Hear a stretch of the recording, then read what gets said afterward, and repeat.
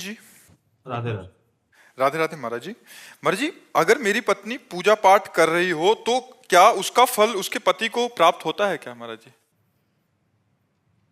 नहीं, उसका चिंतन, उसका भजन उसको पूरा का पूरा प्राप्त होगा। आप यदि साधन भजन करेंगे तो आपने पाणी ग्रहण लिया है, आपकी अर्धांगिनी उसको प्राप्त होगा। लेकिन उसका साधन भजन किया हुआ वो चाहे आपको दे तो आपको प्राप्त हो सकता है, नहीं तो नहीं। आप चाहो या ना चाहो वो चाहेगा। जैसे आप गंगा स्नान करने गए तो उसका आधा पुण्य फल उसको मिलेगा, क्योंकि वो अर्धांगिनी है। पाणी ग्रहण आपने किया, उसने थोड़ी आपका हाथ रखा है, आपने उसका हाथ पकड़ा है।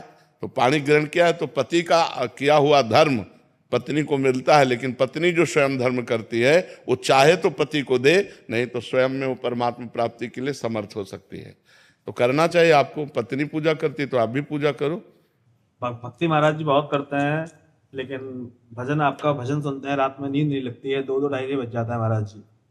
भक्ति बहुत करते हैं यार, आज तक हम नहीं कह पाए भक्ति बहुत करते हैं। हमको भी संकोच लगता है कि अभी करते हैं महाराज जी, जितना हो पाता है उतना करते हैं, ड्यूटी के जितना समय निकाल पाते हैं। ये शब्द ठीक है, जितना हो पाता है उतना कर। बहुत करने में तो हम लोगों भी की हिम्मत नहीं इतना कह दें कि बहुत भक्ति करते हैं। आधा पत्नी ले जाती है ना।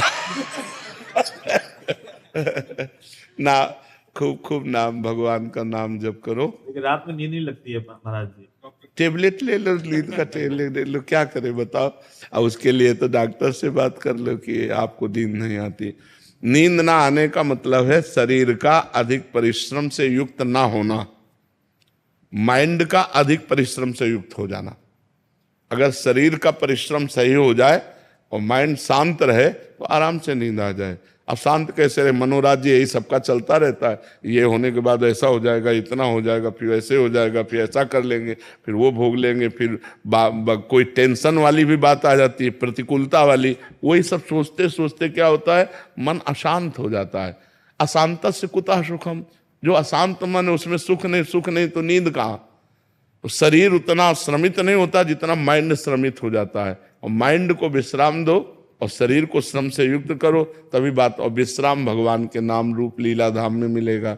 तब लग कुशल न जीव कहूं, सपने हो मन विश्राम, जब लग भजत न राम को, शोक धाम तज काम। तो इसलिए भाई नाम जप करो, भगवान के सत्संग सुनो, भगवान की लीला कथा सुनो, तो उससे आनंद की प्राप्ति हो। पाप कर्म से बचो। पाप कर्म जो जानते हो कि ये सब पाप कर्म है, उन पाप कर्मों से बचो।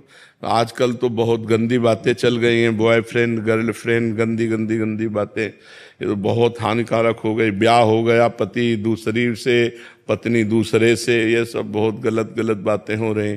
और कितना सुंदर पति हो उसको अपने पति पर संतुष्टता नहीं, कितनी सुंदर पत्नी हो उसको अपनी पत्नी पर संतुष्टता नहीं।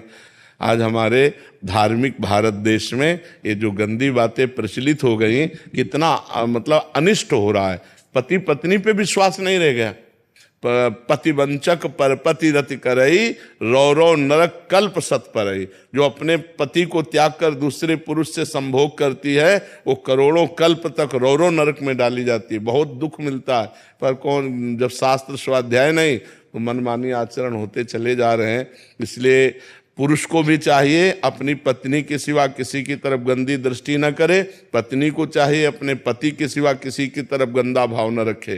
गंदी दृष्टि करने से पाप बनता है, और पाप अशांति, दुख, डिप्रेशन यही प्रदान करता है।